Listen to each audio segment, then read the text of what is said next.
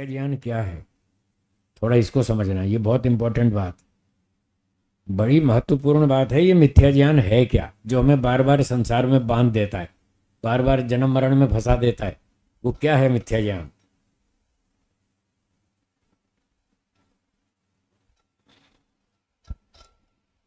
जो लोग ये मानते हैं कि ये संसार बहुत अच्छी जगह है, यहाँ पर खूब खाने पीने को मिलता है, खूब पार्टी में जाते हैं, डांस करते हैं, गीत संगीत का मजा लेते हैं, खूब पैसे कमाते हैं, संपत्ति कमाते हैं, बंगले बनाते हैं, कारों में घूमते हैं, करोड़ों रुपए की बढ़िया बढ़िया कारें मिलती हैं, कितनी मौज मस्ती है, कितना संसार में मजा ही मजा है। जो लोग ऐसा मानते हैं वो अविद्या में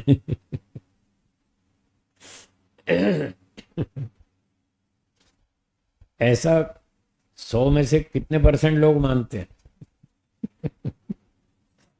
100 में से 100, तो सारे ही तो अविद्या में। कोई करोड़ों में इक्का दुक्का निकलता है जिसको जिसको ये दिखता है नहीं नहीं यहाँ से इतना सुख नहीं है, वो इक्का दुक्का ही होता है, कोई 1 करोड़ में एक आधा मुश्किल से होगा, बाकी तो सबको सुख ही दिखता है। तो आप देखिए कितनी दूर दूर तक अविद्या घुसी हुई है हर आदमी के अंदर।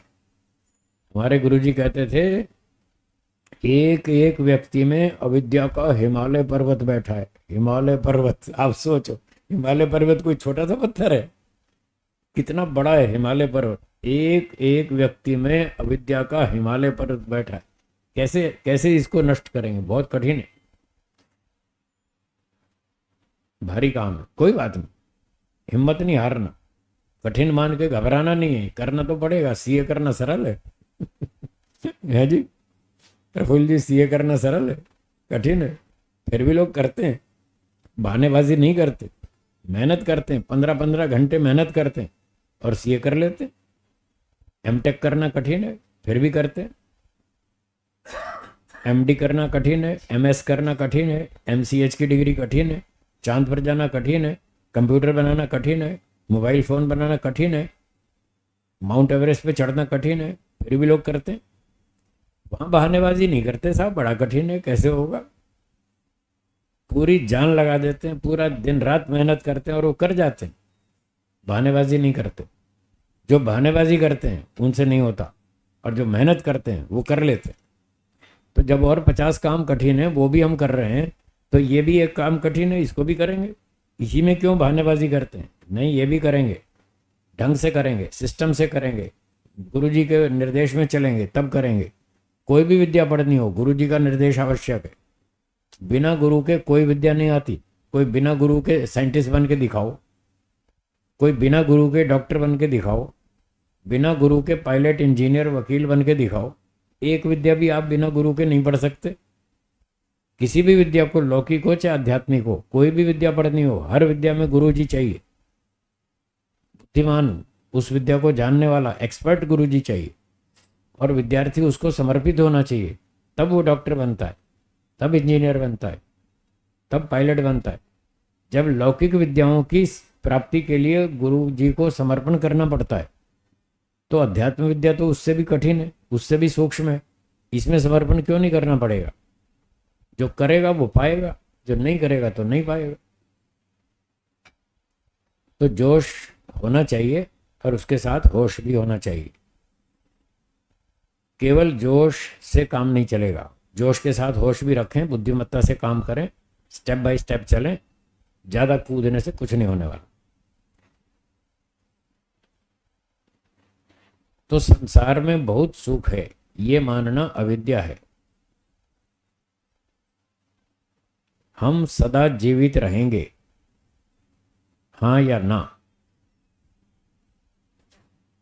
है जी, हम सदा जीवित रहेंगे ना? नहीं रहेंगे ना, शरीर छूटेगा ना। हाँ, शरीर छूटेगा, पर क्या ये बात दिमाग में बैठती है कि हम सदा जिए? नहीं जिएंगे, दिमाग में तो नहीं बैठती है, मन बुद्धि में तो यही बैठा है, हम थोड़ी मरेंगे। हम तो ऐसे ही रहेंगे, हम जवान रहेंगे, हम बूढ़े भी नहीं होंगे। मरना तो दूर, बूढ़े होने की बात नहीं जचती लोगों को यहाँ कई जवान बैठे, उनसे पूछो, आपने दादी को देखा, दानी को देखा, अपने दादा को देखा, नाना जी को देखा, बेचारे ऐसे कमर झुक गई और यूं लकड़ी लेके चल रहे हैं। देखा ना? क्या आपको जचती है कि आप भी एक दिन आप ऐसे हो जाएंगे, कमर झुका के लकड़ी लेके चलेंगे? नहीं जचती, जवानों को नहीं जचती है। जचे या ना जचे, एक दिन तो आएगा वो। एक दिन आएगा। तो ये व्यक्ति सोचता है मैं बूढ़ा नहीं होऊंगा, ये अविद्या है। मैं रोगी नहीं होऊंगा, ये अविद्या है। मेरा शरीर नहीं छूटेगा, मैं सदा जीऊंगा, ये अविद्या है। कितनी भारी अविद्या है, हर व्यक्ति के अंदर बैठी है। इसी अविद्या के कारण ये बंधन है। बार बार हम इस संसार में आते हैं। जो ये मैंने अभी बताया कि संसार में बहुत सुख है। ये जो सुख है, यही सुख की जो हमारी इच्छा है सुख प्राप्ति की, यही तो हमको बार बार संसार में लाती है। भाई तुम्हारी इच्छाएं पूरी नहीं हुई, अभी बहुत सी बची हैं, तो लो जन्म। ईश्वर कहता है लो और जन्म लो, अपनी इच्छाएं पूरी कर लो,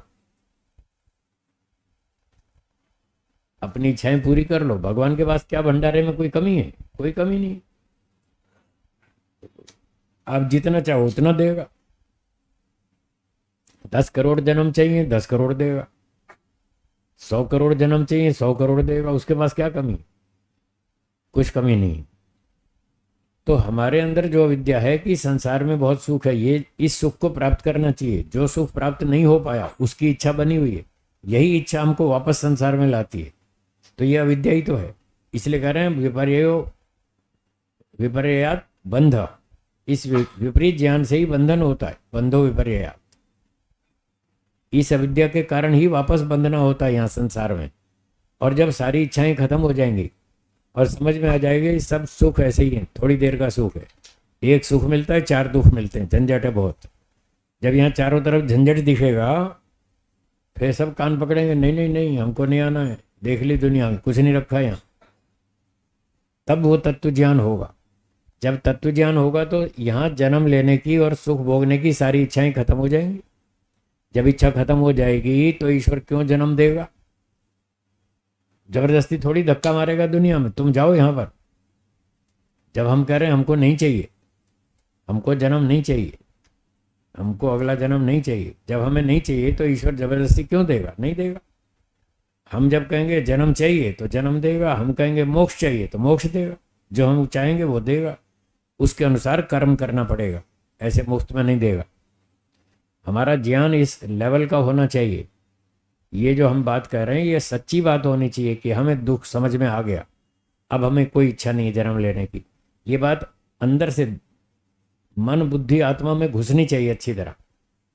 तब ईश्वर तो पहचान लेगा कि ये ऊपर से नाटक कर रहा है या अंदर से कह रहा है कि हाँ जन्म नहीं चाहिए। ईश्वर हमारे मन की बात जानता है या नहीं? क्या हम ईश्वर को धोखा दे पाएंगे?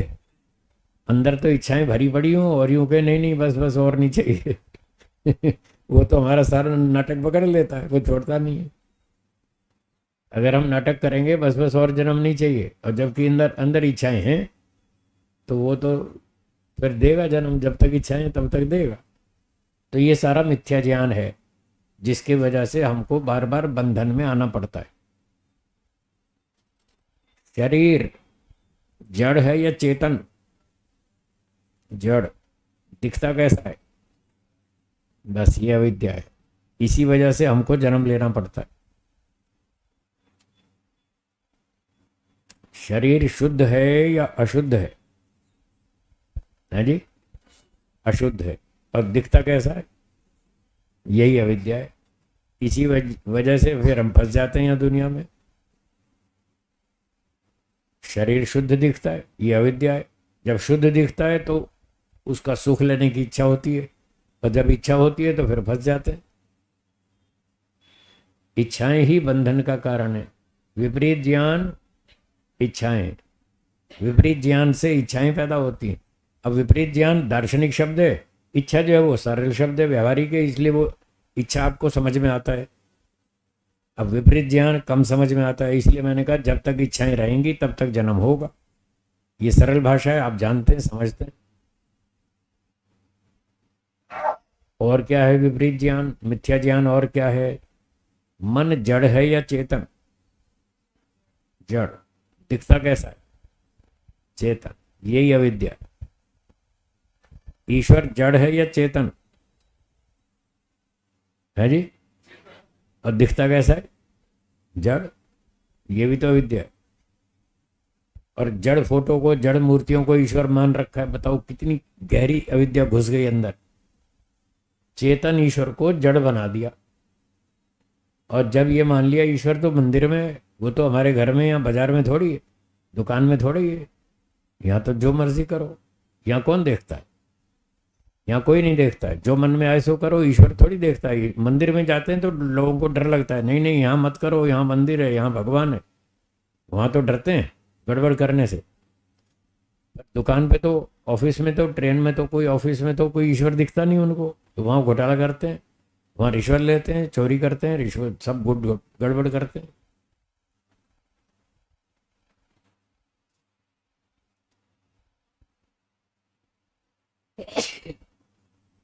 चेतन ईश्वर को जड़ मानते हैं, ये अविद्या है। सर्वव्यापक ईश्वर को एक जगह मानते हैं, ये अविद्या है। और इसी अविद्या के कारण फिर बुरे काम करते हैं। बुरे काम करते हैं, फिर दंड मिलता है, फिर जन्म लेना पड़ता है।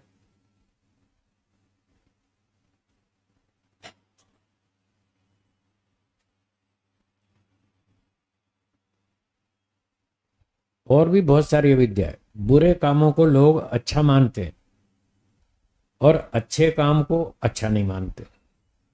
ये सारी अविद्या है। चोरी करना अच्छा काम है या बुरा है जी? बुरा है ना। लोग चोरी करते हैं या नहीं करते हैं? बुरा काम है, उसको अच्छा मान के कर रहे हैं। झूठ बोलना अच्छा है या बुरा? लोग अच्छा मान के कर रहे हैं। झूठ बोलना, चोरी करना, रिश्वत लेना, हेरा फेरी करना, स्मगलिंग करना, ब्लैक मार्केटिंग करना, ब्लैक मेलिंग करना, सारे बुरे काम है। लोग उनको अच्छा मान के कर रहे हैं। सिगरेट पीना अच्छा काम है या बुरा काम है जी? तो लोग पी रहे हैं या नहीं? बुरा मान के पी रहे हैं या अच्छा मान के पी रहे हैं? अच्छा मान के पी रहे हैं।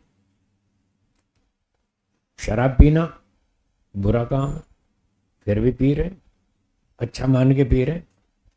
जो नहीं पीता उसको मूर्ख कहते हैं। जो शराब नहीं पीता उसको बेवकूफ़ कहते हैं, पागल कहते हैं, बैकवर्ड कहते हैं, दकियानुसी कहते हैं, पुराने ख्याल का कहते हैं। जबकि खुद अविद्या में फंसे पड़े हैं। अच्छे आदमी को खराब कह रहे हैं और खुद खराब है, अपने आप को अच्छा मान रहे हैं। ये कितनी भारी अविद्या है। अंडे मांस खाना ठीक है या गलत? फिर भी लोग खा रहे हैं, खूब शौक से खा रहे हैं। कितने, पता नहीं 70% 80% लोग ये अंडे मांस खाते हैं, और भी ज़्यादा खाते होंगे पता नहीं। फिर भी बहुत सारे लोग खाते हैं और वो अच्छा मान के खा रहे हैं, जबकि वो गलत है। मनुष्य का भोजन ही नहीं है। तो कितनी सारी अविद्या है ये जो सारी अविद्या है यही बंधन का कारण, ये सूत्रकार कहना चाहते हैं। ठीक है जी।